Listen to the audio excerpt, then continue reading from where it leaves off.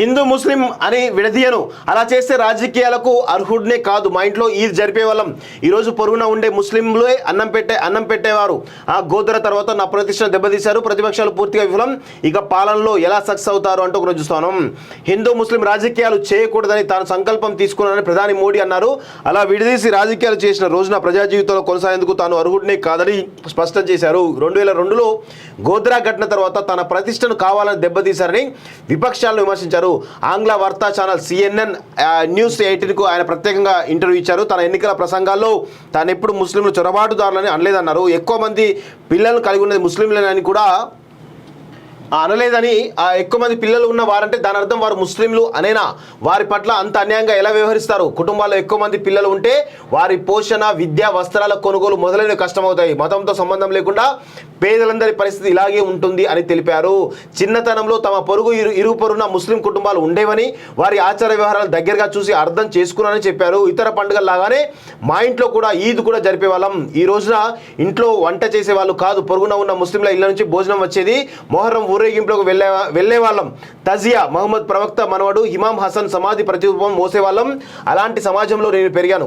నాకు పలువురు ముస్లిం స్నేహితులు ఉన్నారు, కానీ ఈ కోణాన్ని ప్రచారం చేసుకోవడం నాకు ఇష్టం ఉండదు.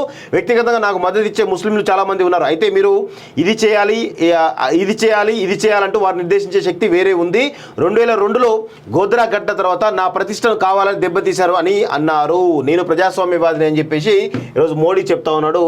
నిజంగా అంటే వాస్తవంగా కూడా ఈ దేశంలో కావచ్చు, ప్రతి దేశంలో కూడా మెజారిటీలు మైనారిటీలు అనేటువంటి ఒక కాన్సెప్ట్ తోటి కొంత ఇబ్బందికరమైనటువంటి, అంటే రాజకీయ నాయకులు చేసేటువంటి డివిజన్ పాలిటిక్స్లో ఈరోజు పెద్ద ఎత్తున బలయ్యేది చాలామంది. మెజారిటీలు కొంతమంది బలవుతారు, కొంత సైడు మైనారిటీలు కూడా బలయ్యేటువంటి అవకాశం అయితే చాలా స్పష్టంగా కనబడతా ఉంది.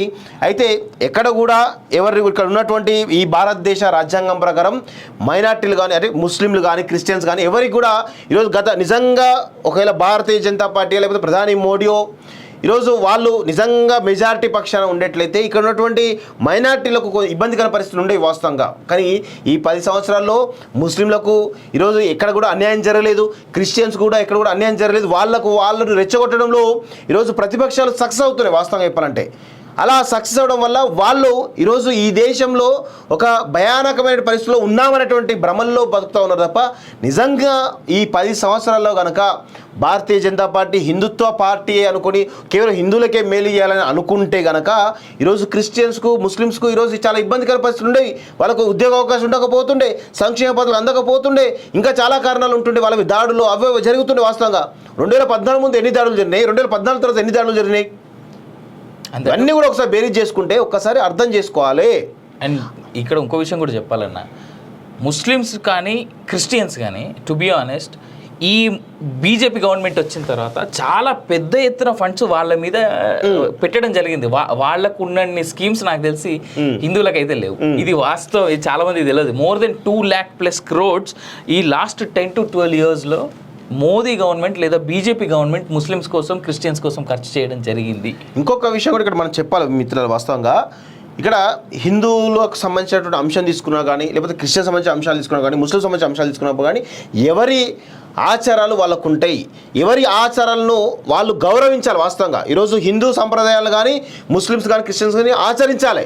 ఈరోజు క్రిస్టియన్స్, ముస్లిమ్స్ కానీ హిందువులు ఆచరించాలి. కానీ ఈరోజు సరే ముస్లింలో కావచ్చు, హిందువుల్లో కావచ్చు, లేకపోతే క్రిస్టియన్స్ కావచ్చు, కొంత అతివాదులు ఎవరైతే ఉంటారో వాళ్ళు చేస్తున్నటువంటి కొన్ని చర్యల వల్ల ఈరోజు దేశంలో కొంత ఆ భయానక వాతావరణం క్రియేట్ అవుతుంది తప్ప వేరే ఎక్కడ కూడా లేదు. నిజంగా ఈ ప్రభుత్వాలు తలుచుకుంటే ఏమైనా జరిగే అవకాశం ఉంటుంది.